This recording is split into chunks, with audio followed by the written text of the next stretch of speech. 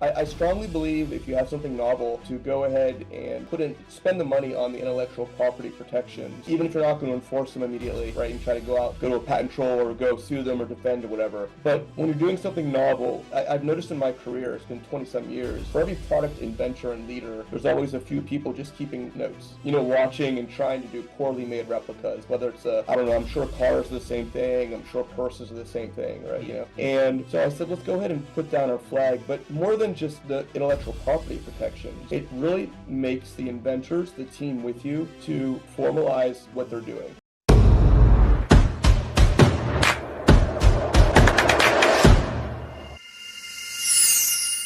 Hey guys, and welcome to the Grow IT podcast. One of your hosts here, Trey King, and today we're very excited to have our guest, Mr. Dennis from Cyber Crucible. And today we'll be diving a bit into his story, what his company does, and then as well as some engaging insights as usual in the technology industry. So make sure you stick around for this one. But without further ado, Dennis, welcome. Thanks for hopping on. Appreciate it. Thanks for your time, man. Dennis, I think it will be good if you don't mind just to quickly introduce yourself and, just tell us a bit of background, a snippet or two of your story. Absolutely. So I actually, Cyber Crucible is my third company. Oh, wow. And yeah, I kind of dropped into being an entrepreneur. When I was like 19, trying to get a job, working with the college, and it was right at a time where like a lot of IT people actually were laid off, in my city. And Yeah. here I was interviewing at 18, 19 for the same low-paying junior IT job that like I used to say old men, but now I'm the old man, right? But basically I was like, I'm never going to be able to get a job with these guys. And so I came back and I was like, how about if I do like Dennis Underwood Incorporated, and everyone loved that because at the time there were a lot of pensions and things like that people had as overhead. And here's this kid who would take any cash, and then they could get rid of him once they were done with him, right? And so suddenly Yeah. I was running a business, and that's kind of how I paid my way through college. Excellent. But what would you say was, where did that like initial spark, when did that hit you? That made you so obviously passionate of being in this industry. Yeah, I mean, it was generalized IT all the way through, right? Just Yeah. from, I think I'm at the age, like a lot of people, where computers were a lot harder to use back in like the, early 90s and then going forward.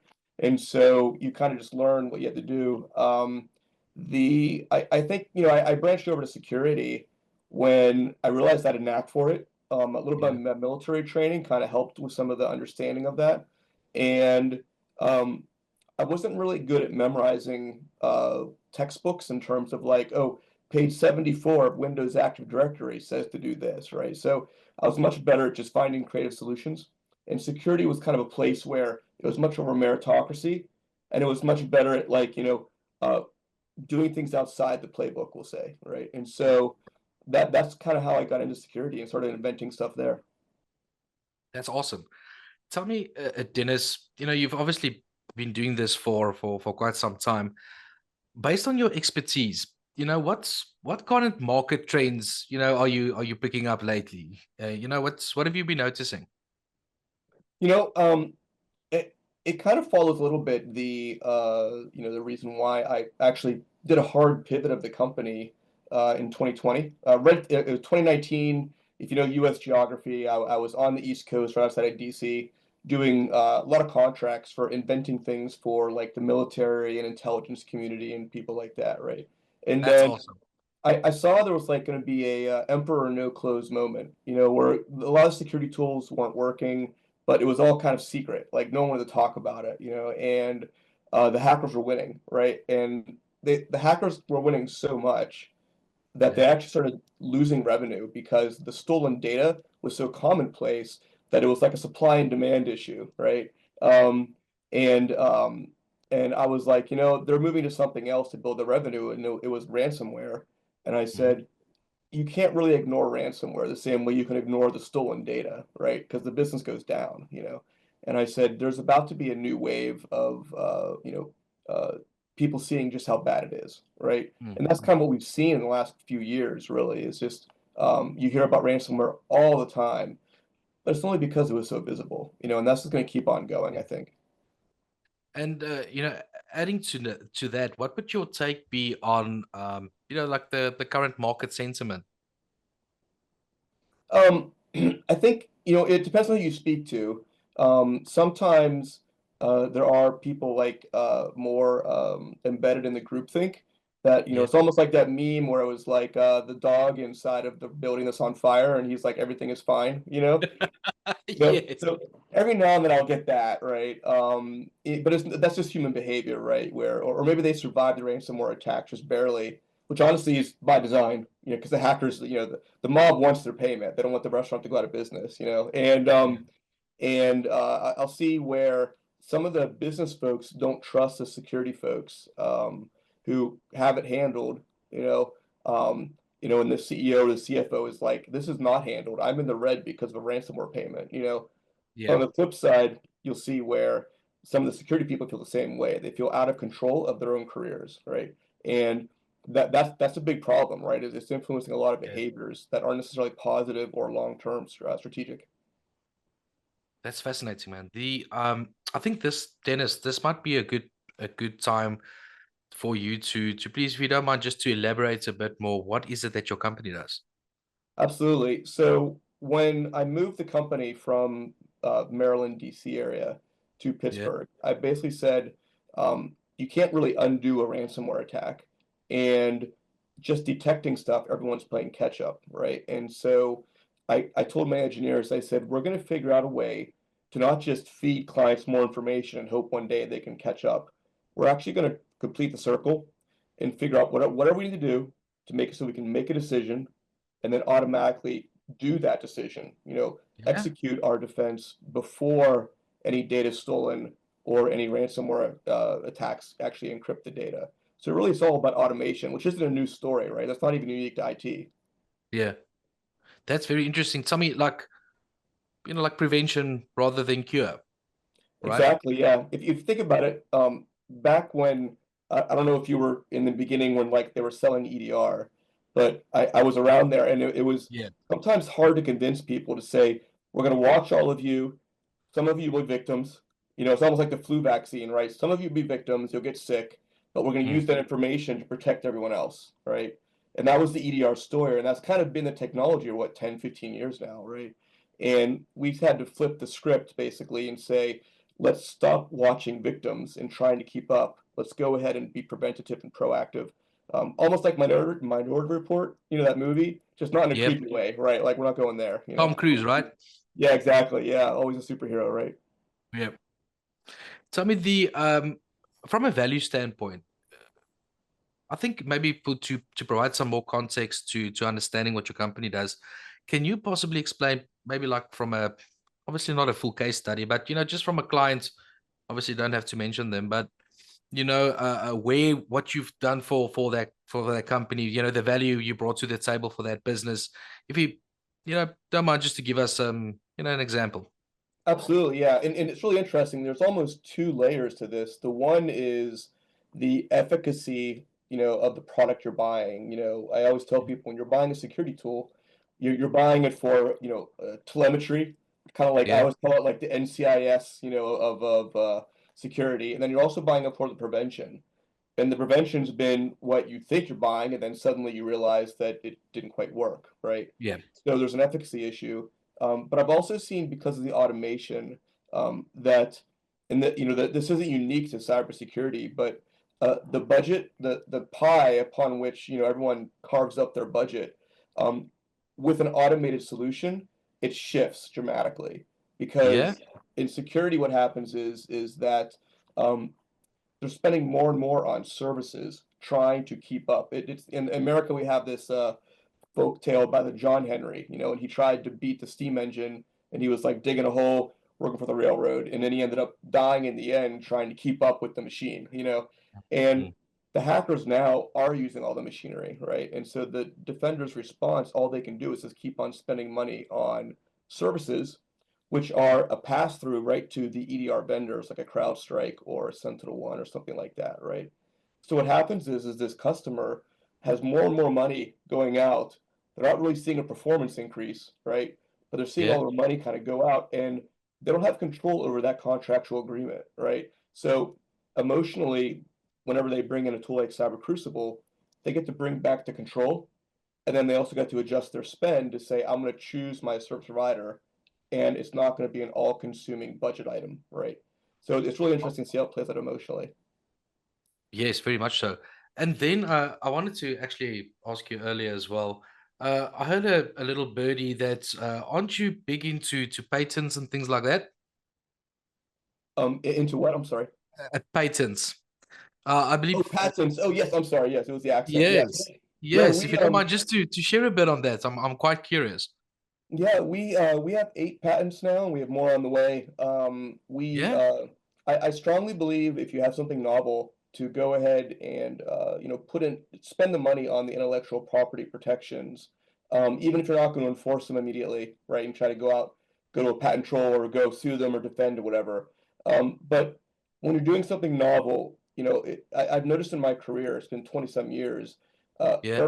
for every product inventor and leader, there's always a few people just keeping notes, watching and trying to do poorly made replicas, whether it's I don't know, I'm sure cars are the same thing, I'm sure purses are the same thing, right? Mm, mm, mm. And so I said, let's go ahead and put down our flag, but more than just the intellectual property protections, it really makes the inventors, the team with you, to formalize what they're doing, almost like a business case would for a business, right? Yeah, Or a yeah, sales plan, right? And it works really well to say, well, what do we have, and what is novel?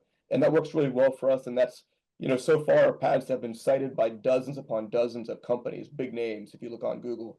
And it just shows how novel a little team of Cyber Crucible people, which just, it's almost like, no one says, oh, it's only SEAL Team 6, coming. But it's kind of like that, right? Where there's a group of like a dozen engineers, and salespeople who are just doing really amazing things, yeah. out of Pittsburgh.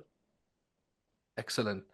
Uh, I actually want your opinion on if we can maybe just take a step back and look at business in general, right? I mean, you've got obviously you've been doing what you've been doing for quite some time, right? Now, what would you say? What type of mindset is needed to like be a successful founder of a company?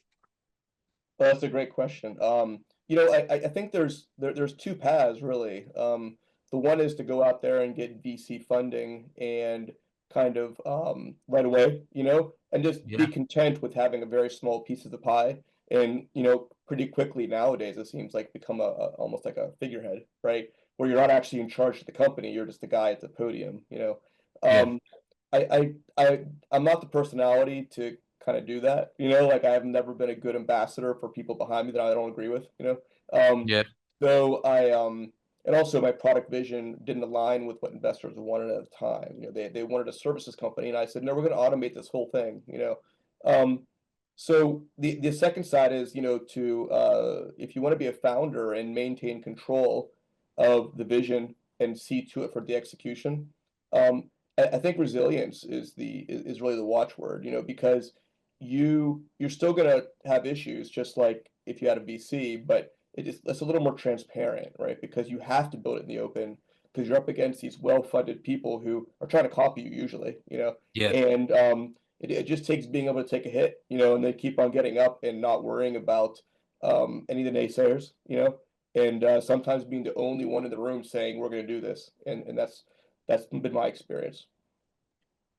Dennis, we've got a lot of like younger generation, crop of entrepreneurs, wanting to enter the IT space as well. And some of them, obviously have got some experience and they want to get to that place that they want to be a founder of a company or, rather a leader within their company.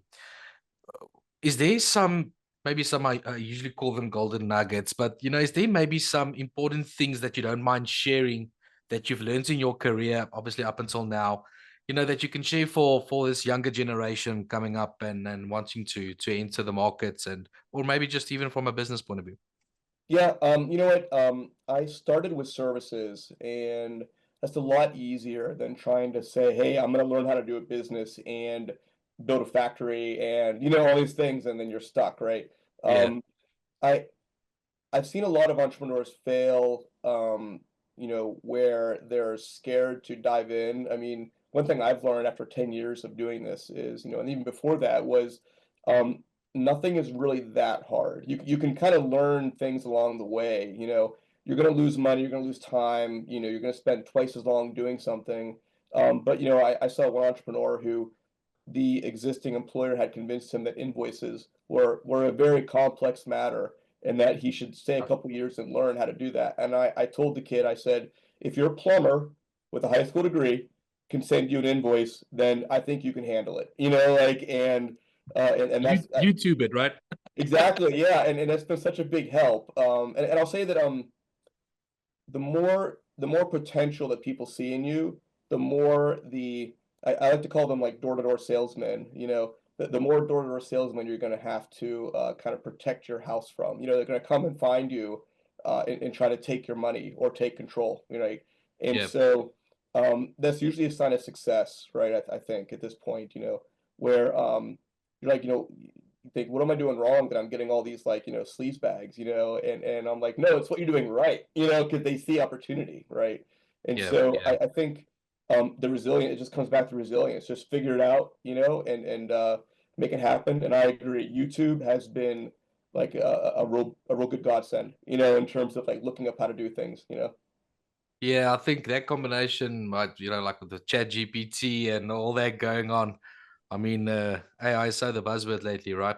So Nice. definitely. Tell me, Dennis, where can the listeners, where can they get hold of you guys? I'm very active on LinkedIn.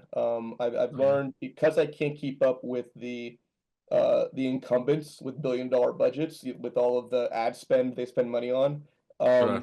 I learned that I really had to take on a thought leadership kind of role to Mm. build out my network. And so you can always find me on LinkedIn. That seems to be a good place. Facebook probably better for a B2C company, not B2B. But you can find me on LinkedIn. I usually like to respond. I always say to send me a connection, tell me why you're connecting, and I'll make sure to respond if I can. Awesome. Dennis, I need to thank you for hopping on today. You provided us with some good, valuable insights. I can fully understand why you are so successful. And thank you for that good pointers for the younger generation, as well. I think there's a couple of them making some notes right now. That's good. So all the best to you and your business. And hey man, thanks for coming on. Thank you so much. Appreciate it. Take care.